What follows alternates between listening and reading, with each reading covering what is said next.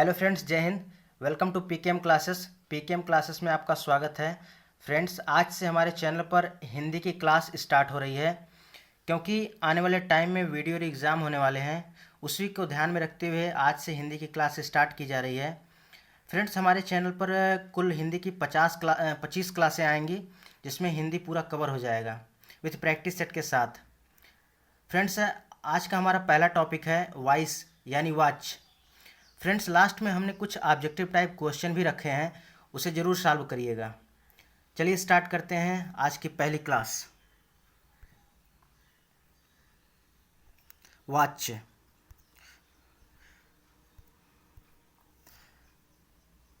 Firstly जानते हैं watch होता क्या है।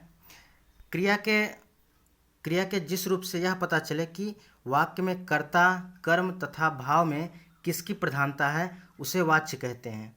दूसरे शब्दों में हम ये भी कह सकते हैं कि कर्ता, कर्म तथा भाव के अनुसार क्रिया के लिंग, वचन तथा पुरुष का उसमें होना ही वाच्य ही कहा जाता है।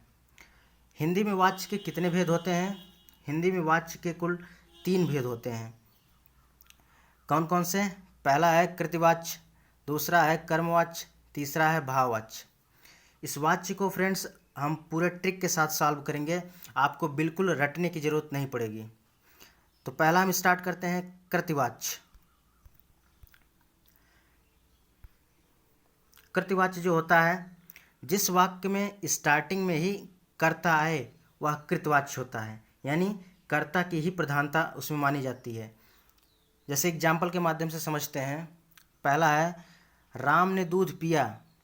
इस वाक्य में राम पहले आ रहा है, यानी कर्ता स्टार्टिंग में आ रहा है, इसलिए यह कृतवाच्य होगा। नेक्स्ट एग्जाम्पल है सीता गाती है। सीता गाती है, यानी यहाँ पे सीता जो है स्टार्टिंग में आ रही है, यानी कर्ता जो स्टार्टिंग में आ रहा है, इसलिए यहाँ पे कृतवाच्य हो जाएगा। नेक्स्ट एग्जाम्पल को और समझते हैं। अगला है तुम जा रहे हो। यहाँ पे तुम जो है यहाँ पे कर्ता है, यानी कर्ता स्टार्टिंग में आ रहा है, इसलिए यह कृतवाच्य होगा। यानी स्टार्टिंग में यदि कर्ता आए तो वह कृतवाच्य कहलाएगा। चलते हैं नेक्स्ट पे। नेक्स्ट है कर्मवाच्य। कर्मवाच्य किसे कहते हैं? जब कर्ता के बाद से या द्वारा का प्रयोग हो तो उसे कर्मवाच्य कहते हैं। कभी कभी ऐसा होता है से या द्वारा का भाव नहीं समझ में आता है, तो उसके लास्ट में गया या गई आता है, यानी ट्रिक के माध्यम से ये याद कर लीजिए, वाक्य के लास्ट में गया या गई आता है। जैसे एग्जाम्पल के माध्यम से समझते हैं।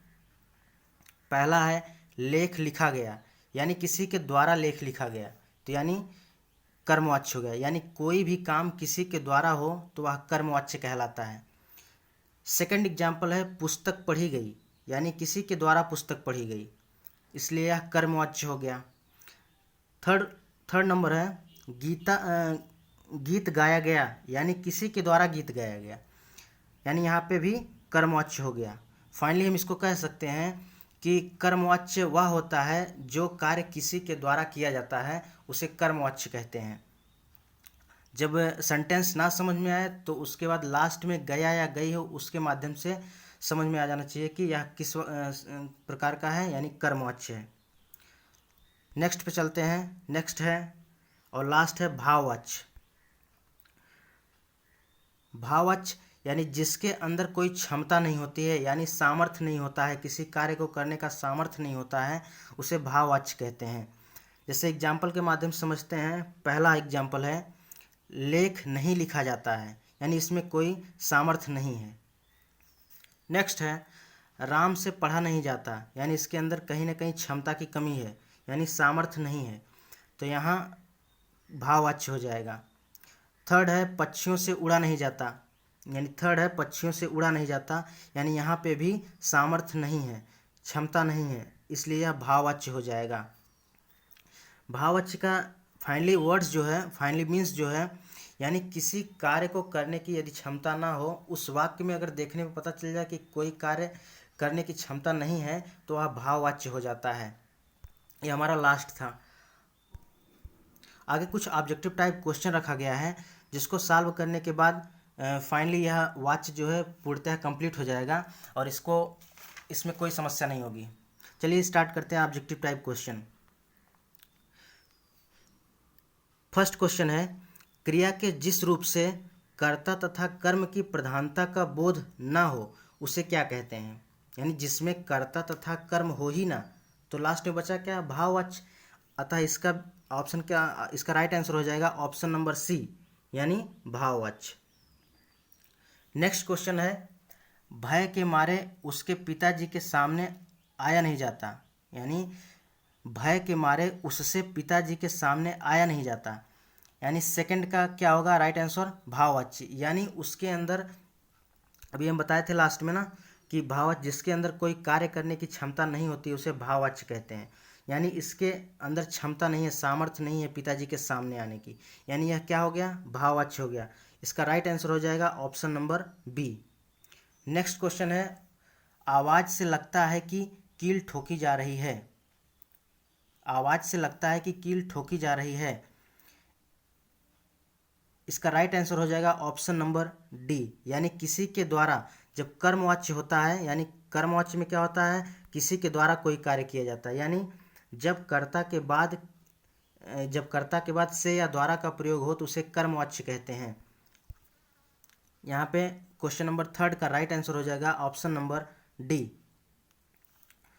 नेक्स्ट क्वेश्चन है क्वेश्चन नंबर 4, शिकारियों ने 2 हिरन मार गिराए, इसका राइट आंसर क्या हो जाएगा, राइट आंसर हो जाएगा ऑप्शन नंबर ए, कृतवाच्य। क्योंकि इसमें कर्ता जो है स्टार्टिंग में आ रहा है, शिकारी यहाँ पे कर्ता का काम कर रहा है, इसलिए यहाँ पे कृतवाच्य हो जाएगा। चलते हैं नेक्स्ट क्वेश्चन पे। नेक्स्ट क्वेश्चन और लास्ट क्वेश्चन है, उससे पत्र लिखा जाता है। उससे पत्र लिखा जाता है यानी किसी के द्वारा कोई कार्य हो रहा है। जब किसी के द्वारा कोई कार्य होता है तो वह कर्मवाच्य होता है, यानी ऑप्शन नंबर सी इसका राइट हो जाएगा। फ्रेंड्स, यह क्लास आपको कैसी लगी कमेंट बॉक्स में ज़रूर बताएं and please subscribe my channel and press the bell icon for regular updates. Thanks for watching this video.